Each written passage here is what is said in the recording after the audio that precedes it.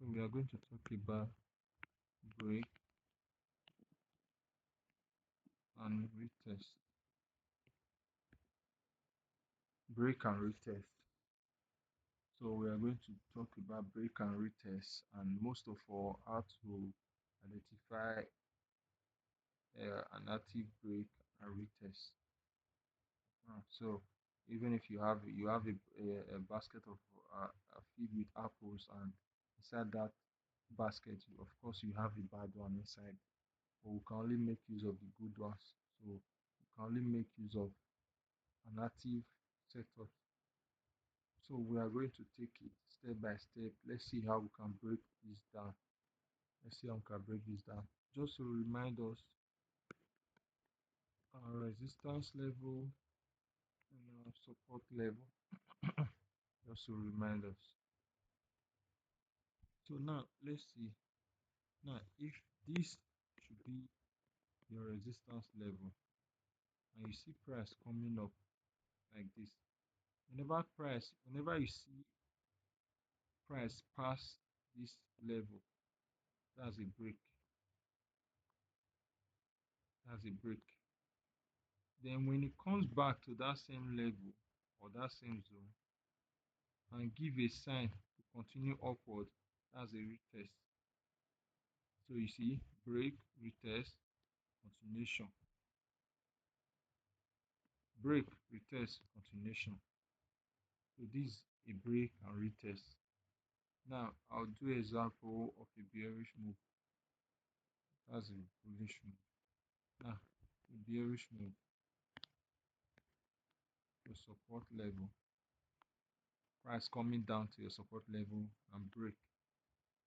Then retest, continuation. Break, retest, continuation. Break, retest, continuation. So this is what we call break and a retest. That's a break and a retest. Now, how do we make use of this? Let's say price break your resistance zone like this. Now you want to continue, you want to join this bullish move. You want to join this bullish move. Whenever you see a break, you don't join from here, from the break, because you might join here, all of a sudden this price comes back again and start selling. So how will you be how can you be careful in this kind of situation? After you get a break, that's why we always wait for a retest to that same zone that price broke. We always wait for a retest and get a confirmation. Remember our three candlestick confirmation or two candlestick confirmation. Just get your candlestick confirmation here, then continuation. So that's how we make use of a break and a retest. Now, how can you identify a valid break and retest and not valid break and retest? Now, this is how it works. We are going to go to the chart very soon, but meanwhile, now if this is your level as usual and you get a break like this. Now you see this break of a thing. If it should break this level with a whole body candle, if you should break that level with a whole body candle,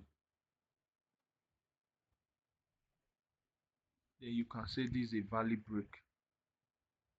But if you should break like this,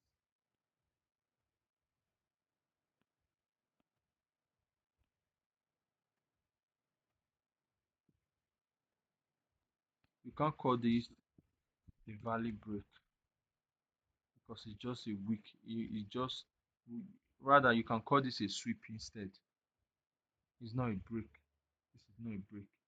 If you want to get a good break, it has to be a whole body candle closes above that resistance or support. So this is not a good break. the other hand, this is a good break. Whenever you get a good break like this, you expect a retest before moving to the upside. The same thing goes with the bearish move. Now let's see if we can see something like that.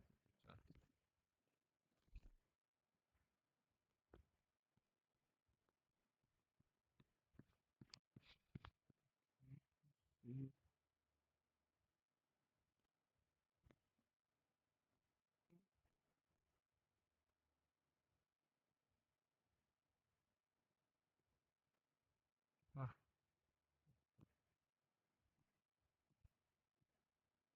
can't really find it.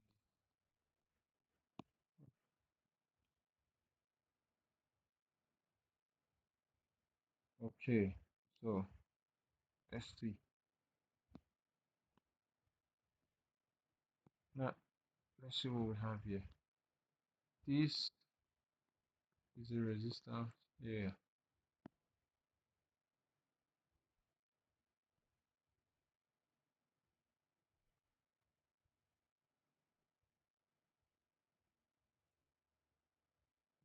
Now check out the break.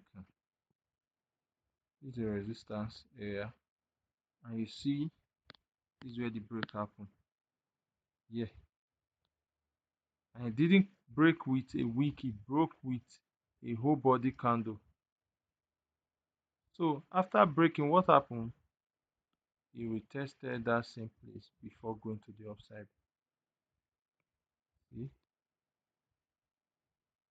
the break, the retest. So that is it. It's a good example of a break and a retest. I hope you understand. Let's look for another one.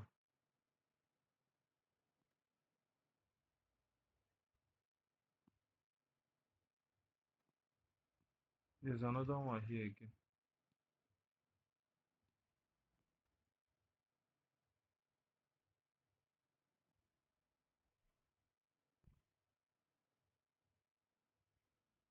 Sorry.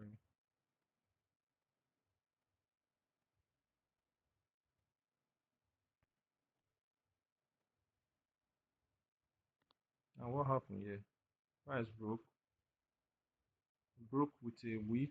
It did not break well, but the other one came and closes above it with a whole body candle. So you can say this is a break.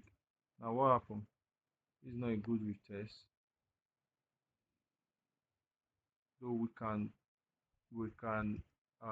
call it a retest though, but this is not because of this break. It did not close with a whole body candle, so we cannot call this a valid one. And the other one came and closes above and bought above it. So this is not clear. It's not a clear break. Now if we want to look for that clear break, it should be this candle. This is the candle that mainly broke this resistance level, this candle here. So we are waiting for retest, and this is where we tested continue to the upside. So now for you to pay, you have to pay good attention to where price broke your structure or your resistance level. You have to pay attention. Look at this. This is not a good break. This is not a good break. And this is a good break. Now another one again. See this one. This is a good break. And you're waiting for retest again. Retested and went up. Now let's look for a bearish example. There's one here.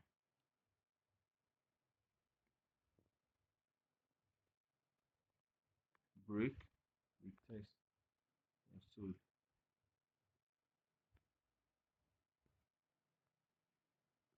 Another one again. The massive candle. Break, waiting for a retest. Retested and went up again.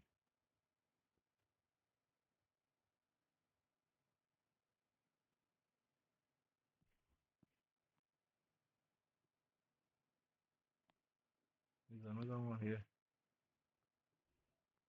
Break. The whole body candle. We tested. Scroll down.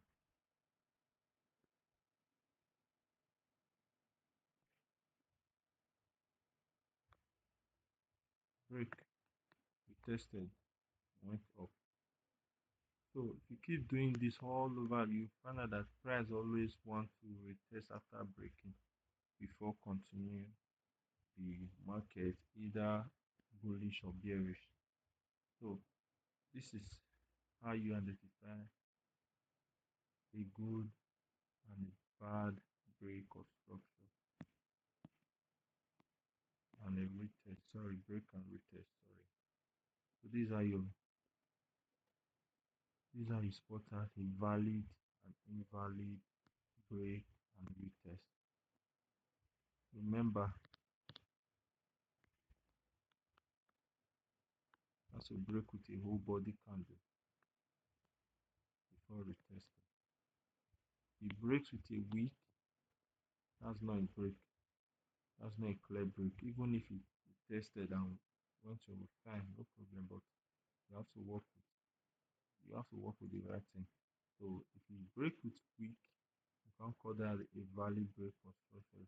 So it has to break with a whole body candle and retest before buying or selling. And whenever it will test, it has to give you a confirmation and be on the lower time frame. Let me give you an example. It has to give you a confirmation. Now let's look at this. For example, this is a break now.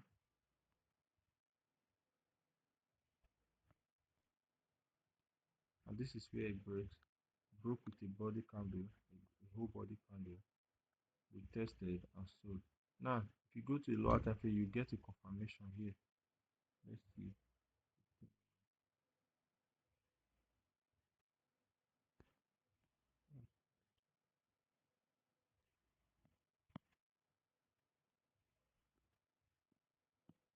Now, what's the confirmation here? What's the confirmation here? Yeah. Mm, no good confirmation though. It's not good confirmation. It's supposed to be a bearish engulf candle. This is supposed to be a bearish engulf candle. Okay, we can still consider it as a good bearish engulf candle. So this is your sign. If you go to deeper on the lower time, I believe you get a good sign.